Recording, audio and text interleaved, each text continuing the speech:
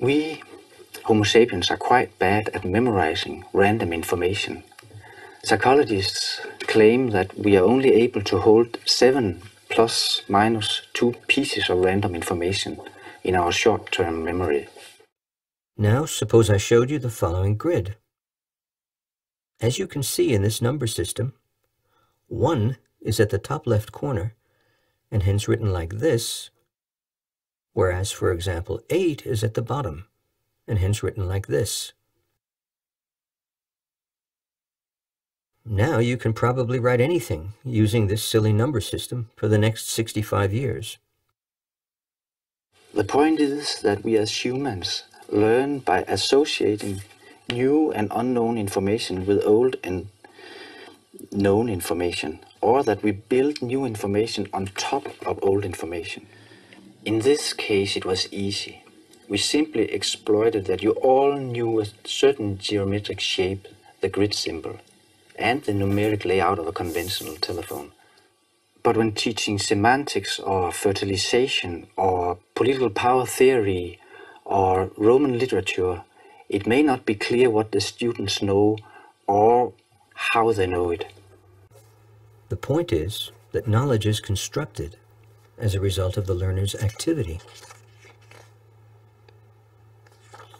This is in sharp contrast to the old, now abandoned idea that knowledge is transmitted from a teacher to a passive learner.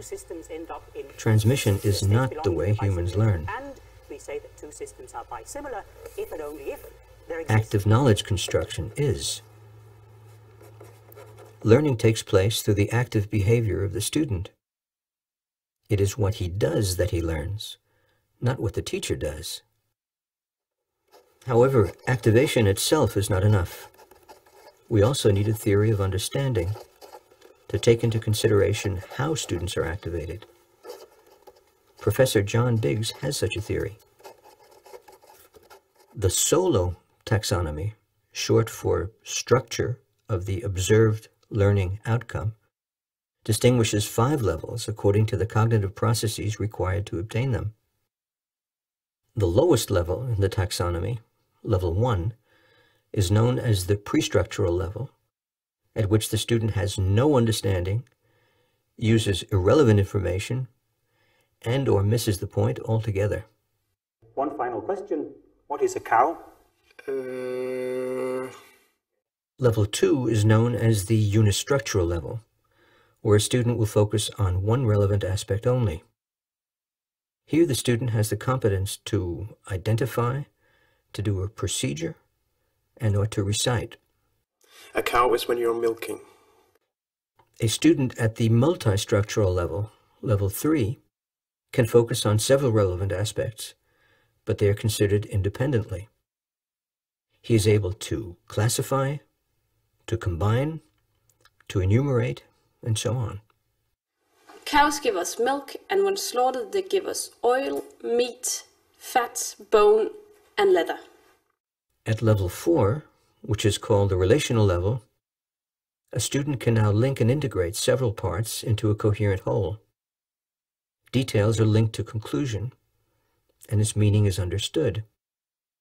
He has the ability to relate, to compare, to analyze, and so on. The essential difference between a Jersey cow and a Hereford Angus cow is that a Jersey cow produces a lot more milk, but is substantially smaller. At the 5th and highest level, the extended abstract level, a student has the capacity to generalize the structure beyond the information given, and even produce new hypotheses or theories which may then be scrutinized.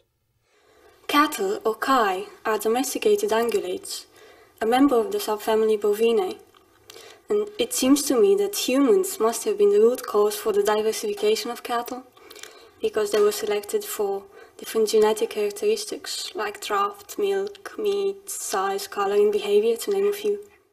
We refer to levels 4 and 5 as deep understanding. For instance, one can prove that it is always an equivalence relation. Yeah. Excuse me, isn't this the same as last week, except with implicit environment? Levels 2 and 3 are referred to as surface understanding. We could have composition, the usual semicolon, operator, and then we'll have an if-then-else construct, and Wait, is that a colon or a semicolon?